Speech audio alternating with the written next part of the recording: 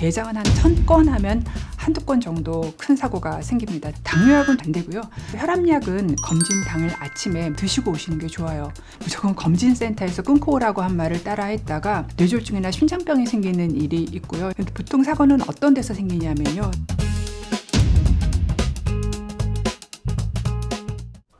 안녕하세요. 상계백병 가정의학과 박현아입니다. 저는 올해로 31년차 가정의학과 전문의입니다. 가장 크게 문제가 될 수 있는 사고는 아무래도 가장 침습적인 검사인 위랑 대장 내시경입니다. 제가 위는 10,000건에서 100,000 건 정도의 한 건 정도 큰 중대한 사고가 생기지만 대장은 한 1000건 하면 한두 건 정도 큰 사고가 생깁니다. 대장은 훨씬 얇기 때문이에요. 보통 사고는 어떤 데서 생기냐면요. 조직 검사를 하거나 기계가 내려가면서 천공, 구멍을 일으키는 경우나 출혈을 일으키는 경우들이에요. 대부분 요즘은 수면 내시경 하잖아요. 수면약이 의식만 재워야 되는데 약의 농도 조절에 문제가 있거나 이분이 가지고 있던 어떤 기저 컨디션에 의해서 심장도 재우고 폐도 재우게 되면 이분이 숨을 잘 안 쉬거나 아니면 심장이 잘 안 뛰게 되면 혈압이 떨어지는 그런 사고가 생길 수가 있어요. 적절한 처치가 이루어지지 않는 경우에 이제 사고로 연결돼서 문제가 생기는 경우, 이런 경우들이 있고요. 그러면 내시경 잘하는 병원 찾는 방법은 일단은 마크가 있습니다. 그 수학의 내시경 학회에서 우수 내시경실이라는 인증 마크를 주고 있습니다. 그래서 우수 내시경실 인증 마크가 붙어 있는 데는 거기서 내시경 검사를 하는 의사는 어느 정도 스킬이 있는 의사고 거기서 내시경 소독은 정확하게 이루어지고 있다라는 실제 현장에 와서 평가를 하고 난 다음에 우수 내시경실을 몇 년 어떤 정해진 기간 동안 인증을 해주거든요. 그래서 정확하게 그리고 안전하게 검사를 받으실 수가 있고요. 건강검진 잘하는 병원을 좀 고르는 방법이 있습니까? 건강보험공단 홈페이지에 들어가면은 의료기관 찾기라는 메뉴가 있습니다. 거기에 들어가셔가지고 내가 살고 있는 지역, 여기가 지금 영등포구잖아요. 영등포구를 클릭을 하시고 그 다음에 여기가 여의도동을 클릭을 하시고 내가 받고 싶은 검사가 유방암 검사면 유방암 검사를 클릭하시고 그리고 그 밑에 보면은 우수 검진 기관 찾기라는 항목이 있습니다. 그거를 딱 클릭해서 들어가시면 여의도 동에서 유방암 검사를 가장 잘하는 의료기관, 그러니까 보험공단에서 우수 의료기관이라고 지정한 기관을 볼 수가 있고요. 가장 주의해야 될 약은 혈액을 묽게 하는 약입니다. 항혈소판제나 항응고제 같은 약이 어떤 의학적 역으로 드시던 분들이 있어요. 근데 검진의 입장에서 생각하면 이분이 그런 약을 드시고 오셔가지고 혹시 검사를 하다가 출혈이 일어나면 뭐 내시경을 하다가 출혈이 일어날 수도 있지만 예를 들어서 조영제를 쏘다가도 조영제 들어간 사이트로 출혈이 될 수 있고 하다못해 정맥 체열을 한 자리에서도 출혈이 더 많이 되고 멍이 들 수가 있거든요. 검진의 입장에서는 본인들이 검진센터에서 일어난 어떤 일로 문제가 생기면 안 되기 때문에 가능한 한 끊고 오기를 원하십니다. 그런데 이분은 끊으면 내가 혈전이 더 생길 가능성이 굉장히 높아져 있는 그런 상태예요. 그럼 이 결정은 검진센터의 결정을 따라서는 안 되고요. 나한테 그 약을 주는 주치의의 결정을 따라야 됩니다. 그래서 검진을 예약을 해놓고 내가 주치의를 만났을 때 내시경을 할 겁니다. 검진을 할 겁니다. 라고 얘기를 하면 그 주치의 선생님들이 대충 다 아세요. 다 검진을 받으니까 많은 경험을 가지고 있어서 환자분은 끊고 검사를 해서는 절대로 안 됩니다. 환자분은 일주일 끊으셔도 돼요. 환자분은 이틀 끊으세요 라고 얘기를 해주십니다. 그래서 그 주치의의 의견을 따라서 내가 먹는 혈액 묽어지는 약을 어떻게 할 건지를 결정을 해야지 무조건 검진센터에서 끊고 오라고 한 말을 따라 했다가 끊은 상태에서 검진을 받기도 전에 또는 검진 받은 날 뇌졸중이나 심장병이 생기는 일이 있고요. 실제로 이런 일들 때문에 신문에 소송으로 넘어가는 일들이 왕왕 보고되고 있습니다.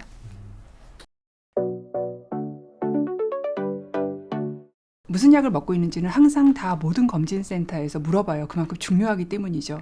근데 이때 혈압약 먹어요, 당뇨약 먹어요 이렇게 얘기를 하시면 안 되고요. 나는 혈압약 중에서 뭐뭐뭐뭐를 먹습니다. 나는 당뇨약 중에서 뭐뭐뭐뭐를 먹습니다. 라고 알려주셔야 돼요. 병원에 가서 처방전을 받으시면은 한 장은 약국에 내지만 한 장은 환자분한테 주잖아요. 이 처방전을 사진을 찍어 두셨다가 병원에 검진하러 오셨을 때 의료진한테 보여주시는 게 굉장히 중요한 게 제가 어제 판정을 한 분인데요. 이분은 칼륨 농도가 굉장히 낮았습니다.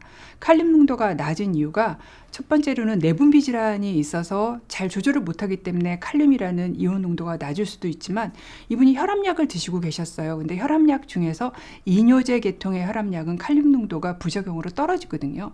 그럴 가능성도 있고 이분이 또 대장 내시경을 하느라고 설사를 굉장히 많이 하고 오셔서 칼륨 농도가 낮을 수가 있어요. 그렇기 때문에 최대한 내가 먹고 있는 약에 대한 정확한 정보를 의료진에게 전달해야 내가 검진을 받고 난 다음에 결과를 받았을 때 좀 더 정확한 결과를 받아볼 수 있습니다. 만성질환을 드시는 분들은 검진을 올 때 내가 평상시 먹는 약을 먹어야 될까 말아야 될까를 엄청나게 많이 고민을 하시거든요.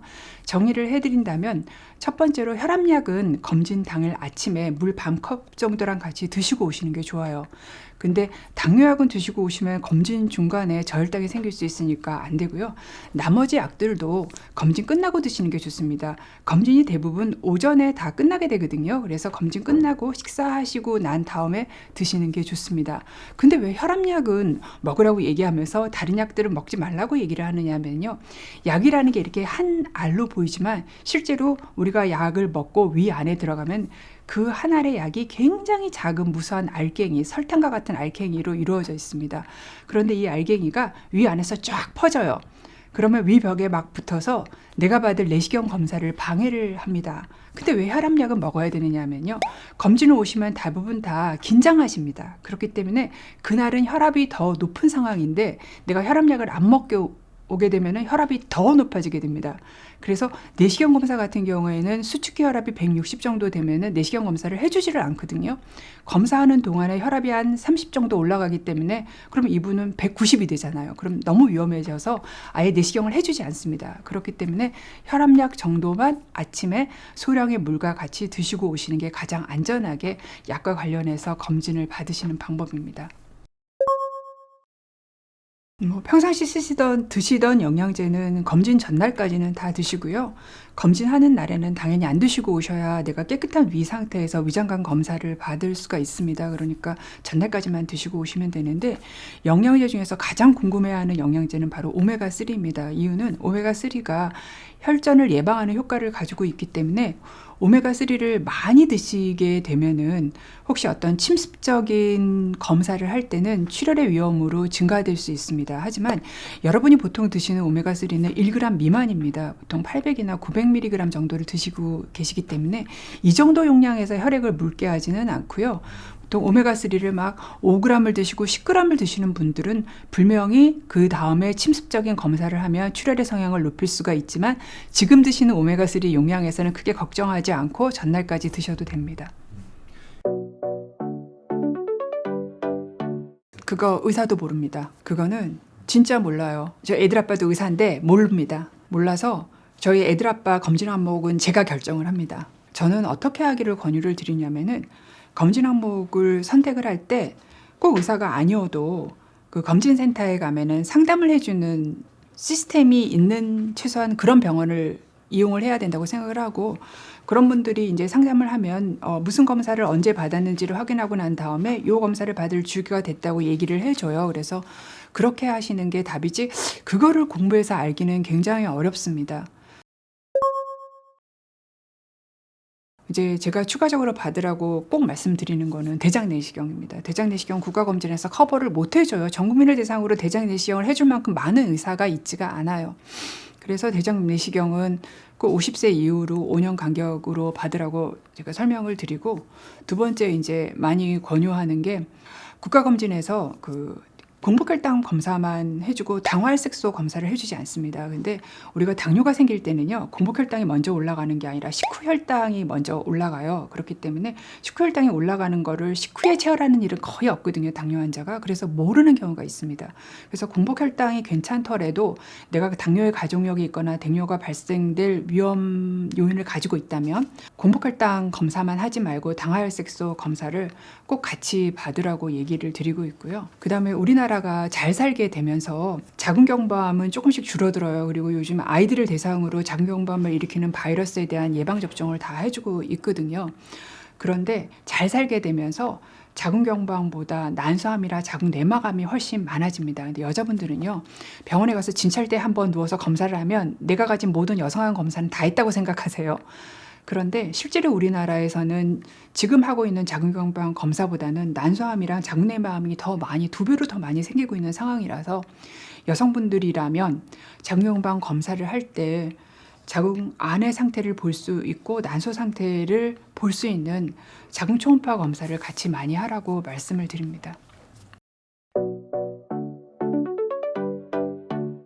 검진센터들이요, 보통은 사실 많은 수에서 회사 검진을 많이 합니다. 그러다 보니까 회사 검진이 오픈되어 있는 봄부터 한 10월, 11월 때까지는 검진이 가득 찹니다. 그런데 그 사이에 또 뭐 어버이날이 있기 때문에 봄에는 또 효도 검진이 굉장히 많아요. 근데 그 다른 시기들, 한 1월부터 봄 되기 요전까지는요, 대부분의 검진센터가 많이 빕니다. 뭐 저희 검진센터도 마찬가지로 이때는 수검자가 별로 없어서 팔이 날리는 경우들이 많아서 아주 뭐 유명한 그런 핫한 검진센터를 제외하고는 대부분 이 기간 동안은 할인 행사를 많이 진행을 합니다. 그렇기 때문에 조금 더 검진을 또 저렴하게 이용할 수 있는 기간이 1월부터 한 5월 되기 전까지 이 기간이라서 이때 기간을 이용을 하면 비용도 저렴하지만 또 하나가 검진 성수기인 12월, 11월에 하면 모든 검진에 부킹이 가득 되어 있어서 내가 원하는 날 검사를 받을 수도 없고요. 가면은 그냥 컨베이어 벨트처럼 검진이 운영되고 있기 때문에 사실 조금 이렇게 한가하고 비용도 좀 저렴한 요때 1월부터 4월까지 검진 시점을 내가 요 시점으로 내 검진 시점을 옮기시는 거를 해보시면은 여러 가지로 이득이 될 수 있어서 그 봄 전에, 그러니까 겨울 기간에 검진을 권유드립니다. 저는 가장 중요한 거는 평상시 상태로 받으셨으면 좋겠어요. 그 이유는 내가 평상시 어떤지를 검진으로 확인해서 뭐 좀 더 좋아지게 할 건 없는지를 보는 게 건강검진인데, 검진을 앞두고 술 많이 드시던 분들이 한 1, 2주 정도 금주를 하고 오십니다. 그러면 검사 때 정상으로 간 기능이 나와요. 그리고 그 결과를 딱 받으신 다음에 내 간 아직 살아있네, 괜찮아 하면서 계속 술을 드시는 경우도 너무 많고, 평상시에는 약을 대충 드세요. 생각나면 먹고 생각 안 나면 안 먹고 하다가 검진 받으러 올 때는 내 수치들을 다 예쁘게 하기 위해서 약을 잘 드시고 오십니다. 그런 상태로 검진을 딱 받으시고 수치들이 다 좋으니까 나 이렇게 살아도 되는구나 하시는 분이 너무 많아서 우선은 내 평상시 상태로 검진을 받는 게 굉장히 중요한 것 같습니다. 헌혈도 영향을 좀 미칠 수 있습니다. 헌혈을 해도 괜찮습니다. 보통 헌혈을 아무한테나 하는 게 아니고요. 빈혈 수치가 정상인 사람들한테 헌혈을 하기 때문에 헌혈을 하면은 빈혈 수치가 조금 떨어질 수는 있지만 아무런 영향 없습니다. 이제 환자분들이 가장 크게 오해하시는 경우가 내가 어디가 안 좋으면 그 해당과를 가서 검사를 받으셔야 돼요. 그런데 그렇게 안 하시고 그냥 검진을 오시는 경우들이 있어요. 60대 여성분이랑 검진 상담을 했는데요. 여성분께서 이제 제 설명을 다 들으시고 난 다음에 근데 선생님 저 심장은 괜찮아요? 라고 물어보시는 거예요. 그래서 그러면 저 항상 물어보거든요. 왜 물어보시냐고 물어봐요. 그랬더니 여기가 너무 뻐근하다 이렇게 얘기를 하셔서 자세히 여쭤봤더니 확실히 이거는 협심증 비슷한 증상을 얘기를 하셨어요. 그래서 곧장 심장내과에 의뢰를 해서 당일로 입원해서 검사를 받고 났을 때 굉장히 심하게 관상동맥에 협착이 발견됐습니다. 그래서 스텐트를 꽂고 안전하게 퇴원을 하셨는데, 만약에 이분께서 저한테 검진 상담을 받지도 않았고 검진 상담을 오지도 않았고 맨 마지막으로 흘려가는 듯이 내 심장은 어때요? 라고 물어보지 않았다면 이분은 돈은 많이 쓰고 그다음에 나는 심장이 괜찮다는 헛된 위로를 받았을 겁니다. 그 이유는 우리가 검진을 와서 특별하게 심장에 대한 정밀 검사를 신청하지 않았다면 심장에 대한 검사는 심전도 하나 달랑 찍고 말거든요. 근데 심전도는 아무리 찍어도 이분이 가만히 편하게 누워있는 상태에서는 이상이 나오지 않습니다. 그렇기 때문에 놓치고 지나갔을 거예요. 그래서 어떤 증상이 있는 분들은 검진을 와서 해결을 하시는 것보다 그 증상에 관련된 외래 진료를 받으시는 게 훨씬 더 그 증상에 관련된 정확한 검사를 받을 수 있는 방법이고, 두 번째는 검진은 다 의료보험이 안 됩니다. 적용이 안 되기 때문에 외래를 가시면 대부분의 검사가 다 치료를 포함해서 의료보험은 적용이 되거든요. 그래서 증상이 있는 경우는 외래로, 증상이 없는 사람이 내가 가지고 있는 어떤 위험인자를 해결하거나 내가 가지고 있지만 아직 증상이 나타나 있지 않은 숨은 질환을 발견해내는 것이 검진의 목적입니다. 네, 이걸 좀 해석을 잘 물어보시는 경우가 있어요. 결과표를 받고 안 보시는 분이 생각보다 많으세요. 사실 좀 용어도 어렵고 또 보기 두려워하시기도 하거든요. 그런데 읽어봐도 사실 의료인이 아니면 이해하기 되게 어렵습니다. 그럼 검진받은 센터에 전화를 하셔서 의사와의 상담을 꼭 신청하시기를 권유드립니다. 그렇게 신청하셔서 내가 이해가 안 된 부분을 꼭 설명을 들으셔야지 사실 이렇게 종이 쪼가리로 봐서는 참 이해가 안 되거든요. 그때 가서 내가 검사한 위내시경 사진도 한번 보고 용종도 한번 구경하면 그게 내 기억에 훨씬 더 잘 머리에 남고 나도 이해가 더 잘 되거든요. 그리고 장년 검사 결과도 좀 보고 이런 과정들이 필요하기 때문에 저는 검사를 받으면 꼭 상담을 받는 것이 좋겠다고 생각을 합니다. 검사했던 기관에 전화해서 전화 상담을 신청을 하는 거죠.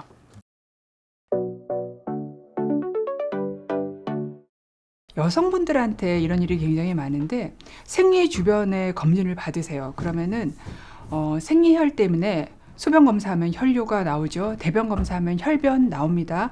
자궁암 있어도 자궁암 검사하면 암이 없는 걸로 나와요. 그리고 이때 유방 촬영을 하면요. 유방이 너무 단단한 시기이기 때문에 정말 아픕니다. 그렇기 때문에 여성분들에게는 검진을 하기 좋은 시기가 있습니다. 이 예약 시점을 내가 생리가 끝나고 난 다음에 3일부터 7일 사이로 맞추시게 되면은 검사에 에러도 덜 나고 그 다음에 내가 검사 받을 때 가장 덜 불편한 시간이 됩니다. 혈액 검사를 하고 이런 거는 전혀 아무런 문제가 없기 때문에 방사선 검사만 피하면 됩니다. 근데 이제 단지 내가 임신을 했고 임신 주수가 얼마인가를 밝혀둬야 되는 이유는 임신으로 인해서 검사 결과가 굉장히 차이가 많이 날 수 있습니다. 대표적으로 간암 지표인 알파 태아 단백이 임신 때 엄청 증가하거든요. 근데 그분은 증가되어 있어도 저희가 깜짝 놀라서 볼 일이 아니라 이분은 임신해서 증가했어라고 알 수가 있고요. 그다음 임신 기간이 좀 뒤로 가면은 빈혈 수치도 좀 증가하고 콜레스테롤도 약을 먹어야 되는 수치같이 어마어마하게 증가합니다. 그런 것들을 다 알고 있어야 판정을 제대로 할 수 있기 때문에 내가 임신을 했는지 또는 임신의 주수가 얼마인지는 의료진에게 얘기를 하고 검진을 받으시면 됩니다. 네. 사실 우리나라가 굉장히 의료복지가 잘 돼 있어서 공짜로 해주는 예방접종도 굉장히 많고 국가검진도 전 세계 어디에도 없는 그리고 6대암 검진까지 다 해주고 있어요. 그럼에도 불구하고 그 검사를 생애 처음으로 받으면서 그 생애 처음 검사에서 암 진단이 되는 경우가 굉장히 많습니다. 제가 보면은 주기적으로 검사하는 분들은 뭐 크게 암이 안 나와요. 암은 어디서 나오냐면은 평생 처음 또는 10년 만에 20년 만에 검진했는데 거기에서 암이 나옵니다. 그러니까 사실 검진을 받는다고 해가지고 암이 예방되지는 않지만 검진을 받았을 때 발견되는 암에 진행한 암, 3, 4기 암은 예방할 수가 있기 때문에 사실 내가 건강검진을 매년 받을 여유가 안 된다면 지금 국가에서 거의 무료로 제공하는 국가검진만이라도 꼬박꼬박 받으시면은 정말 이 5대암, 6대암으로 내가 여명이 단축이 되고 내 생활에 문제가 생기는 그런 일은 막으실 수 있기 때문에 내 건강관리에 가장 첫 번째로 해야 되는 거는 국가검진, 국가암검진을 꼭 제때 받는 것입니다.